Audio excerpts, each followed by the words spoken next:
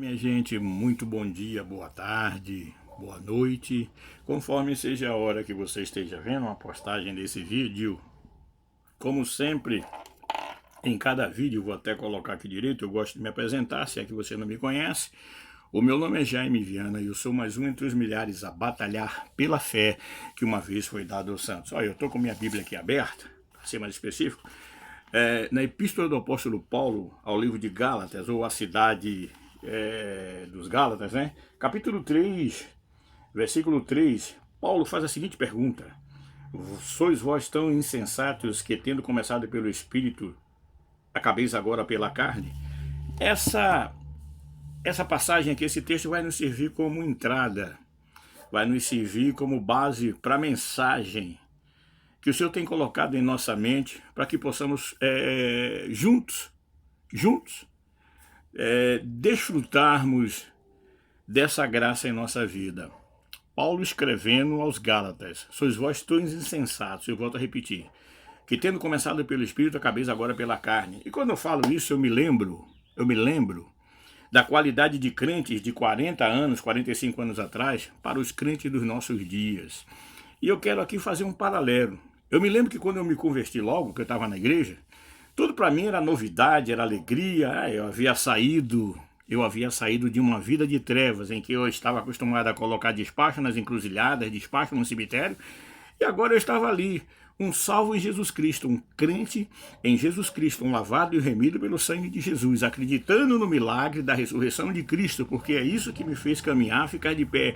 Eu que antes ia acender vela todas as sextas-feiras, que ia fazer incenso aqui, incenso acolá, eu agora estava tão somente como a Bíblia me disse, que o justo viveria da fé, e eu, pela fé, estava acreditando no Evangelho. Em outras palavras, como nos diz em 1 Timóteo 6,12, eu tomei posse da vida eterna. E esse é o diferenciado.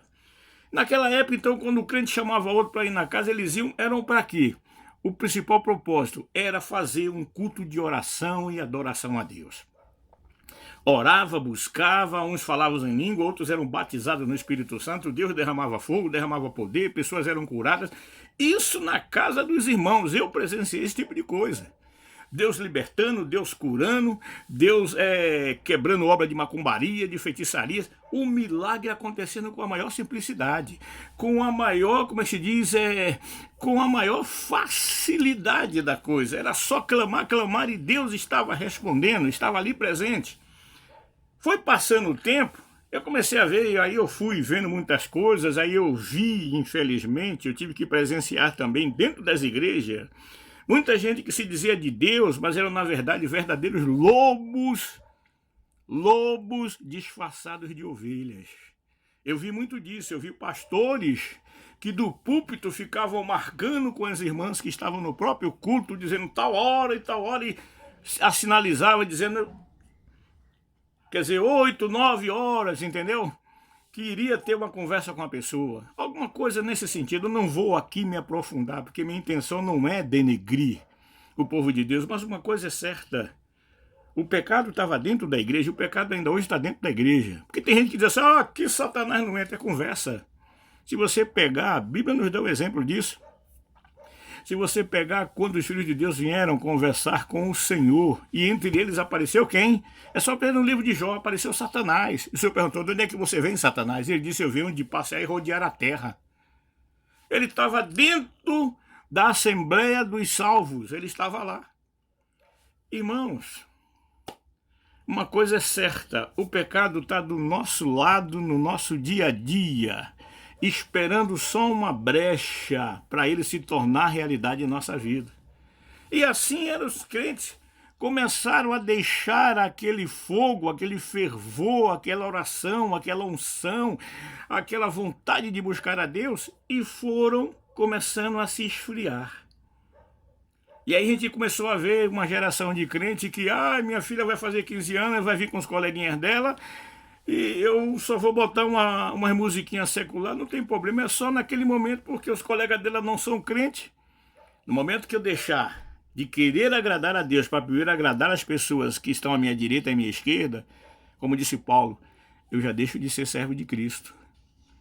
Porque eu não estou aqui para agradar homem, não estou aqui para agradar fulano, a ciclano ou a bertano, mas eu estou aqui para dizer a você que se você quiser viver, se você quiser ter uma vida de vitória, se você quiser se tornar um cidadão dos céus, por mais negro que sejam os seus pecados, Deus tem poder para transformar a sua vida. É só se achegar a Jesus Cristo, como diz Provérbios 3:6, reconhecê-lo em todo o seu caminho e ele vai endireitar as suas veredas. O que era bêbado deixa de ser bêbado, o que era viciado deixa de ser viciado, e assim por diante. O que era trevas passa a ser luz, porque agora a verdadeira luz habita sobre eles. Amém? E aí a gente vê Paulo aqui dizendo aos Gálatas: vocês são tão insensatos, vocês começaram pelo Espírito, agora vão acabar pela carne. Porque a carne é o legado dos homens, é nosso. A carne só tende a fazer coisas que são boas para a carne. Nessa mesma epístola, Paulo dizendo no capítulo 5, versículo 17, sequência, que a carne ela cobiça contra o espírito contra a carne, para que um não faça o que o outro quer. O que nós temos visto hoje é uma igreja que tão somente está se esquecendo do seu Deus. Está se esquecendo do Deus que tudo pode. Está se esquecendo do Deus de Hebreus 13:8.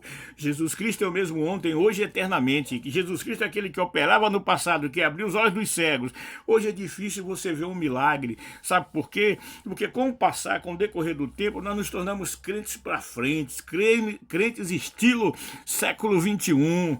Entendeu? Eu acredito em Jesus Cristo. Crentes que vai para a igreja tem vergonha de levar a Bíblia.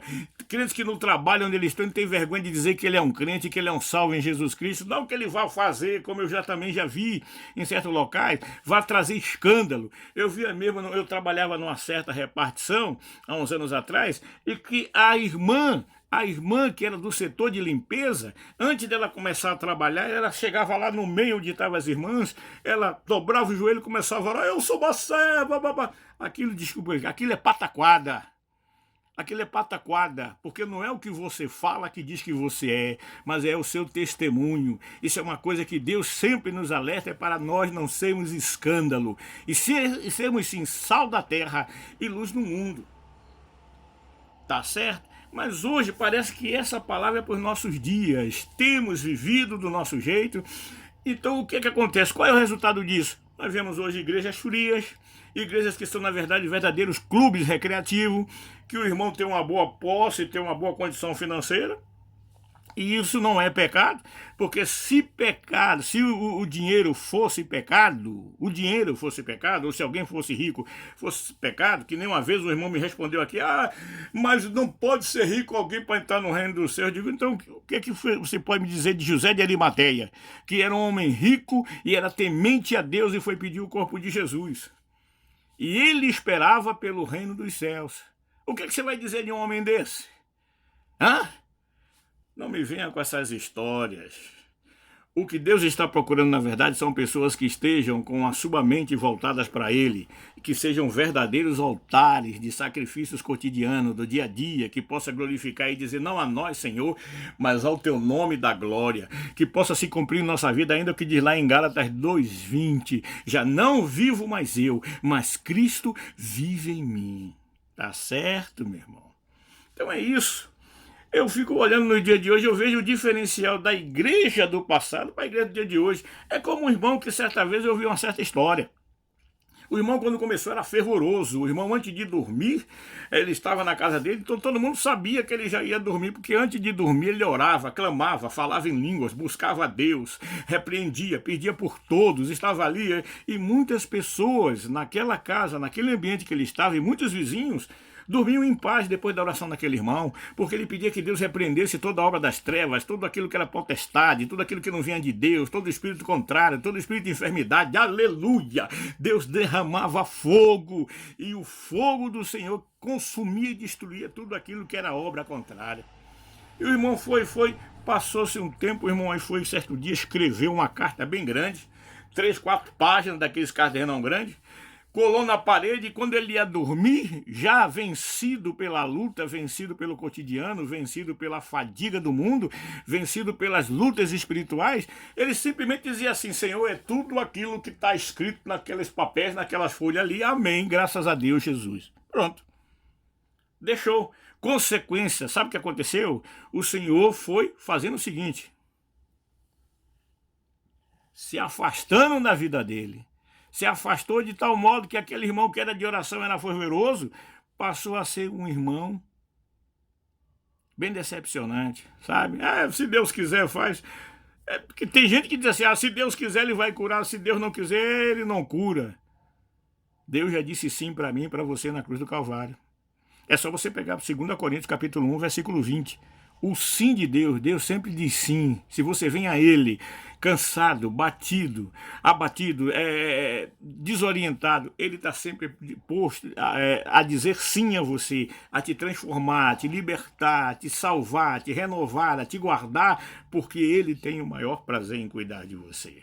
Tá bom? Então vamos fazer uma retrospectiva na nossa vida, para nós vermos de que maneira realmente nós temos seguido e temos andado na presença de Deus, para que passemos a ser realmente e façamos se cumprir na nossa vida o que nos diz a palavra no Evangelho de Mateus.